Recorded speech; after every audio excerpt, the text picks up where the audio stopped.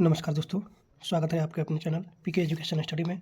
आज हम पढ़ेंगे केमिस्ट्री के 5 नंबर चैप्टर ऑक्सीकरण तथा अवकरण के सबसे महत्वपूर्ण प्रश्न जो SSC, railway, UPSSC, banking, Bihar दरोगा, बिहार पुलिस और सभी कम्पिटिटिव एग्जाम के लिए ज़रूरी है। तो वीडियो को अंत तक जरूर देखिए और एक भी प्रश्न मिस मत कीजिए। चलते हैं फर्स्ट नंबर प्रश्न पे। ऑक्सीकरण का सही अर्थ क्या है? ऑक्सीकरण का सही अर्थ क्या है? तो इसका आंसर हो जाएगा इलेक्ट्रॉन त्याग। बी नंबर आंसर हो जाएगा। चलते हैं अगले प्रश्न पे। अवकरण की प्रक्रिया में क्या होता है? अवकरण की प्रक्रिया में क्या होता है? तो इसका आंसर हो जाएगा इलेक्ट्रॉन ग्रहण। सी नंबर आंसर हो जाएगा। चलते हैं अगले प्रश्न पे। निम्न में से कौन सी अपक्रिया ऑक्सीकरण है? निम्न में से कौन सी अपक्रिया ऑक्सीकरण है? तो इसका आंसर हो जाएगा Zn एरो का चिन्ह Zn square plus plus 2E minus. A number हो जाएगा आंसर। चलते हैं अगले प्रश्न पे। निम्न में से कौन अवकरण का उदाहरण है?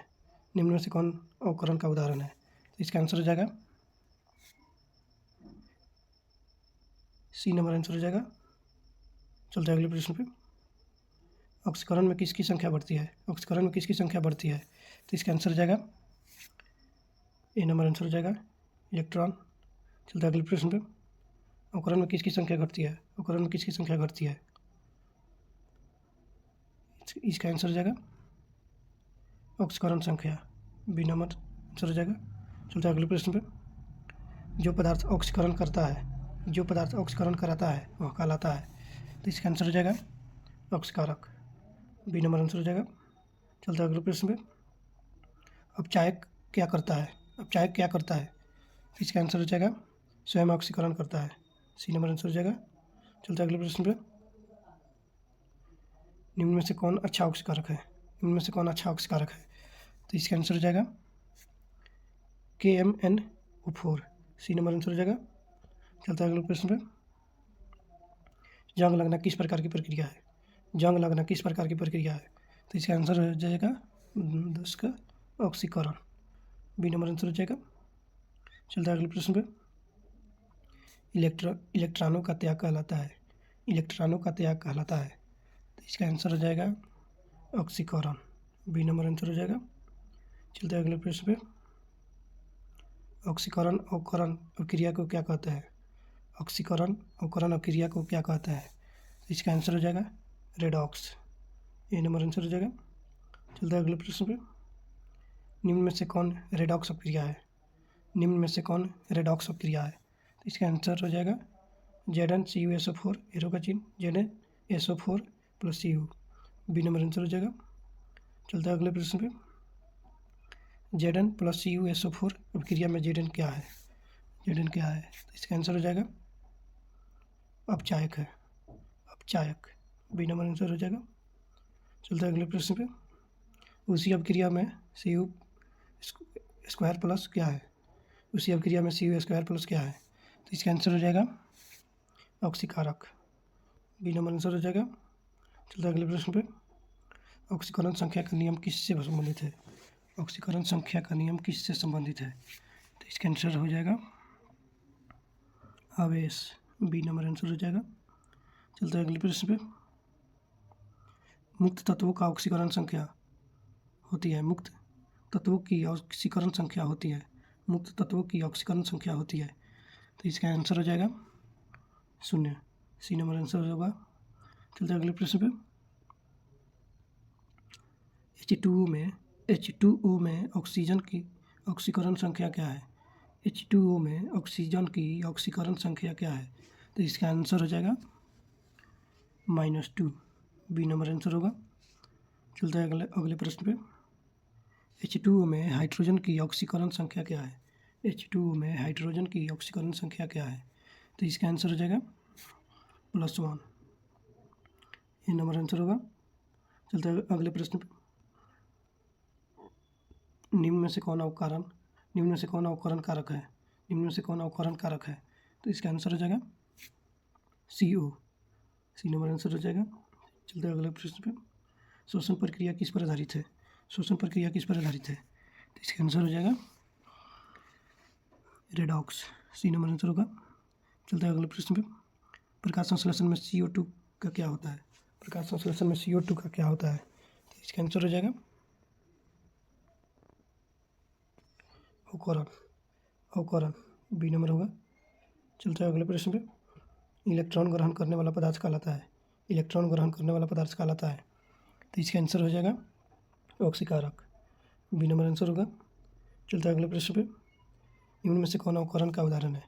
निम्न में से कौन अवकरण का उदाहरण है? तो इसका आंसर हो जाएगा CuO प्लस H2, एरो का चिन्ह Cu प्लस H2O। ए नंबर आंसर होगा। चलते हैं अगले प्रश्न पे। H2 गैस सामान्यतः क्या होती है? H2 गैस सामान्यतः क्या होती है? तो इसका आंसर हो जाएगा अपचायक। बी नंबर आंसर होगा। चलते हैं अगले प्रश्न पे। ऑक्सीकरण व अवकरण हमेशा होते हैं। ऑक्सीकरण व अवकरण हमेशा होते हैं, तो इसका आंसर हो जाएगा साथ साथ। बी नंबर आंसर होगा। चलते हैं अगले प्रश्न पे। निम्न में से कौन रेडॉक्स नहीं है? निम्न में से कौन रेडॉक्स नहीं है? तो इसका आंसर हो जाएगा उदासीकरण। बी नंबर आंसर होगा।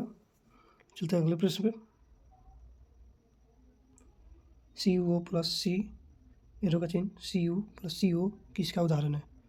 तो इसका आंसर हो जाएगा रेडॉक्स। सी नंबर आंसर होगा।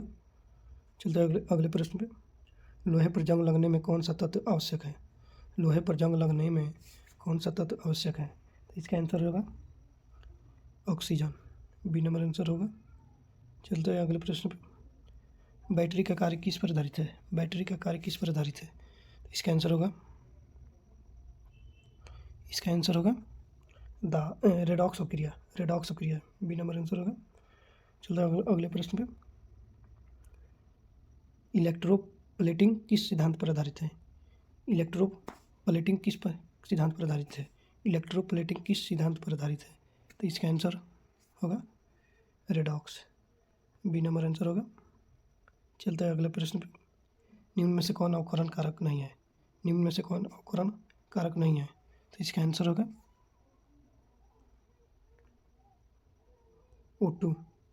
डी नंबर आंसर होगा। चलते हैं अगले प्रश्न पे। ऑक्सीकरण में अवकरण संख्या, तो इसका आंसर होगा बढ़ती है। बी नंबर आंसर होगा। चलते हैं अगले प्रश्न पे। अवकरण में ऑक्सीकरण क्या है? तो इसका आंसर होगा घटती है। बी नंबर आंसर होगा। चलता है अगले प्रश्न पे। Cu प्लस एरो का चिन्ह Cu परिवर्तन क्या है? तो इसका आंसर होगा अवकरण। बी नंबर आंसर होगा। चलता है अगले प्रश्न पे। निम्न में से कौन मजबूत ऑक्सीकारक है? तो इसका आंसर होगा KMnO4। सी नंबर आंसर होगा। चलते हैं अगले प्रश्न पे।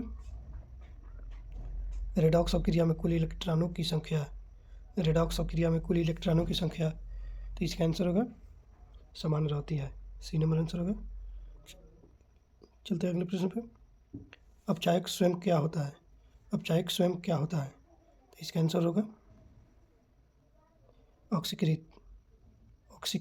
बी नंबर आंसर होगा। चलते हैं अगले प्रश्न पे।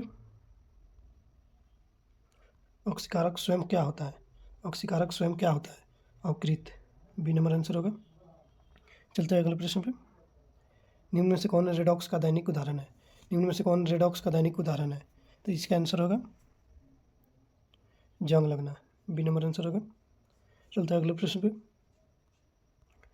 इलेक्ट्रॉनों का स्थानांतरण किस में होता है?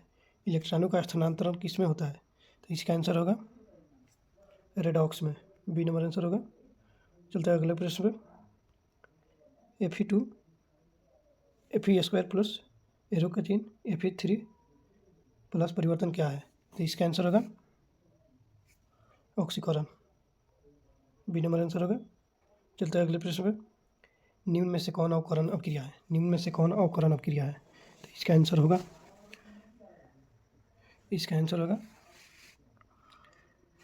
CuO, एरो का चिन्ह Cu। ये नंबर आंसर होगा।